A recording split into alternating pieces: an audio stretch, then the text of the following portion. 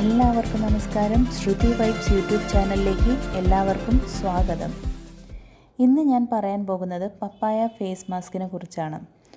പപ്പായ face mask എങ്ങനെ തയ്യാറാക്കാമെന്നും അതിൻ്റെ ഗുണങ്ങളെക്കുറിച്ചുമാണ് പറയാൻ പോകുന്നത്. പപ്പായ കഴിക്കുന്നതും നല്ലതാണ്, അതുപോലെ സ്കിന്നിൽ അപ്ലൈ ചെയ്യുന്നതും നല്ലതാണ്. പപ്പായയിൽ പപ്പൈൻ എൻസൈം അടങ്ങിയിരിക്കുന്നു. അതുകൊണ്ട് തന്നെ ഡെഡ് സ്കിൻ റിമൂവ് ചെയ്യാൻ സഹായിക്കുന്നു.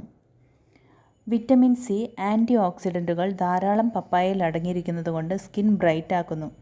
അതുപോലെ ചർമ്മത്തിലുള്ള കറുത്ത പാടുകൾ, പിഗ്മെൻറ്റേഷൻ തുടങ്ങിയവ കുറയ്ക്കുന്നു.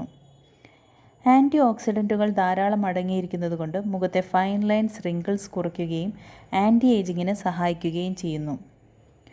പപ്പൈനിൽ ആൻറ്റി ഇൻഫ്ലമേറ്ററി പ്രോപ്പർട്ടീസ് ഉൾപ്പെട്ടതുകൊണ്ട് ആക്നെ, റെഡ്നെസ്, സ്കാർസ് എല്ലാം കുറയ്ക്കുന്നു. എല്ലാ സ്കിൻ ടൈപ്പിനും പപ്പായ നല്ലതാണ്. ഓയിലി സ്കിൻ, കോമ്പിനേഷൻ സ്കിൻ ഉള്ളവർക്ക് കൂടുതൽ എഫക്റ്റീവാണ് പപ്പായ ഫേസ് മാസ്ക്. പപ്പായ ഫേസ് മാസ്ക് എങ്ങനെ ഉണ്ടാക്കാം എന്ന് നോക്കാം.